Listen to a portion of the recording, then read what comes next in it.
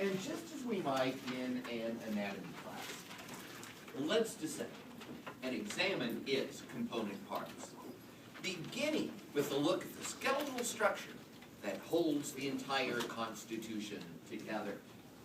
And the Constitution begins with what is known as a preamble. How many of you had to memorize the preamble in high school or junior high? Yeah, you went to very good schools. But the test. How many of you remember how the preamble to the Constitution goes? Here's your chance to shine. Oh, Emily. Yes. Well, How does the preamble to the Constitution go? there's a certain Schoolhouse Rock song.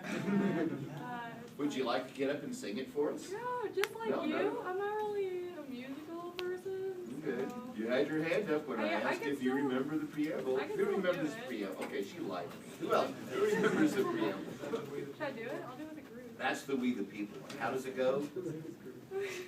We the people of the United States, in order to form a more perfect union, establish justice, ensure domestic tranquility, to provide for the common defense, to promote the general welfare, and to secure the blessings of liberty to ourselves and our posterity, to ordain and establish this Constitution for the United States. It's like a recitational reading in church. Isn't that pretty? Isn't that so much more like something you'd expect to find in a book of poetry than a boring old legal document like the Constitution? So what I want you to do, as soon as this or your next class is over, before you jump in the car and head the hell out of town, is to get the copy of your textbook out. Turn to that copy of the Constitution in the back. To read the stirring words of the preamble. Oh, Gouverneur Morris, his muse was on that day. To read it carefully and to say to yourself, so what? That's because the preamble to the Constitution has no legal effect. Well, it has virtually no legal effect. In fact, the Supreme Court has ruled as much, that it's merely a statement of purpose. It's merely a statement of intent. And it doesn't really have operational legal standing. In other words, you cannot sue the government. You cannot sue an officer of the government because it has failed to provide the blessings of liberty to you and your posterity. It's a very noble sounding term, but one that doesn't have any precise legal force. Now, the other provisions of the Constitution do have legal impact. And Article 1 of the Constitution, and please note that by convention, articles of the Constitution are written in Roman numerals. Article 1 of the Constitution creates, and Article 1 of the Constitution grants power to the legislative branch of government. Why, as Article 1, Section 1 of the Constitution says, all legislative power shall be vested in a Congress of the United States. Article 2 of the Constitution creates, and Article 2 of the Constitution at least outlines, the executive branch of government.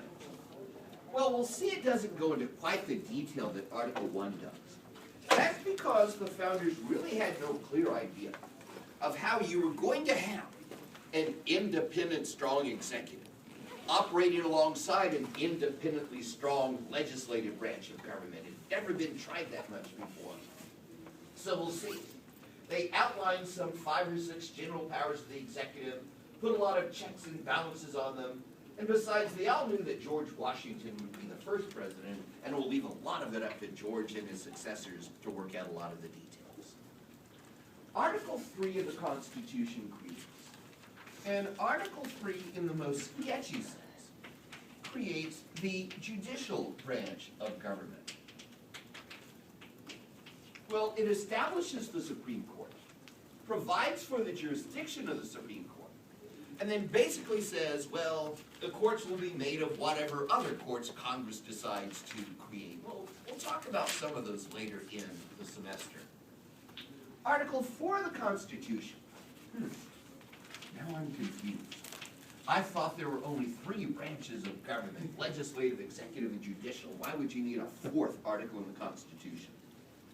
Because one of the problems they recognize is that, yes, we're creating a national government, but at the same time we want to keep, at the same time we want to maintain strong and in many ways autonomous state governments.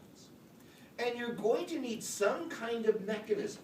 You're going to need some devices in place to regulate the relations between those states. So Article 4 of the Constitution deals with interstate relations. And we'll see in somewhat greater depth how this is provided for, especially through Section 1's full faith and credit clause, and also through the Interstate Privileges and Immunities Clause of Article 4, Section 2. Article 5 of the Constitution, Article 5 of the Constitution deals with the process through which amendments may be added to the Constitution. And since there's no better place to talk about that than the present, let's review how the Constitution provides for amending the thing. And to add an amendment to the Constitution, it has to go through a 2-step process. And the first step required by Article 5 is that the measure, first of all, has to go through a proposal stage. The measure, first of all, has to go through a proposal stage. And Article 5 provides 2 ways. You can do one of 2 things in order to propose amendments to the Constitution.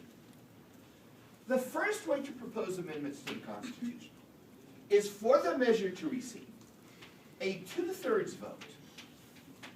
A 2/3 vote in both houses of Congress. So, how many seats are there in the Senate of the United States? There are 100 seats in the Senate. So how many votes would a measure have to get in the Senate in order to be proposed? It would have to get 67 votes in the Senate. How many seats are in the House of Representatives? 435. So how many votes would a measure have to get in the House of Representatives? This is why we have the math requirement at Truman, by the way. Yes, but I'm a music maker. 290 votes in the House of Representatives. Well, that's a pretty high barrier, isn't it? And it's very common for a measure not to receive a 2/3 vote in either house, or for a measure to get 2/3 in one house and to fall short in the other. The last time the Republicans controlled the House of Representatives, you would have this measure introduced every year, it seemed, that would amend the Constitution to prohibit the burning or desecration of the American flag. It would always get over the 290 votes in the House, go to the Senate, where it would get 63, 64, I think one time maybe even 65 votes, and well, close. Does not win you a cigar when it comes to amending the Constitution, and it would always fail and die. But there's yet a second way. There's yet a second way to propose amendments to the Constitution. And this method largely bypasses the Congress. Because under the second way of proposing amendments, you would have 2/3 of the states. You would have 2/3 of the states, and by this read state legislatures.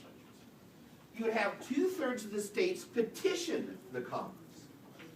2/3 of the states petition the Congress to call for a national constitutional convention. 2/3 of the states would petition Congress to call for a national constitutional convention. And this convention would write and propose amendments to send on to the next step. So how many states do we have? I was expecting a broader response to that. 50. We have 50 states, as a matter of fact. So how many states would have to vote to petition Congress in order to call for a national convention? You need to have 34 states petition the Congress to call it. And by the way, of the 27 amendments we currently have to the Constitution, every single one of them has been proposed by this first method. Never in our history have we proposed a constitutional amendment through 2/3 of the states petitioning Congress. But there was an issue in the 1960s that got so many of the states hot and bothered, that got them so angry, that they began to circulate a petition to overturn a decision of the Supreme Court.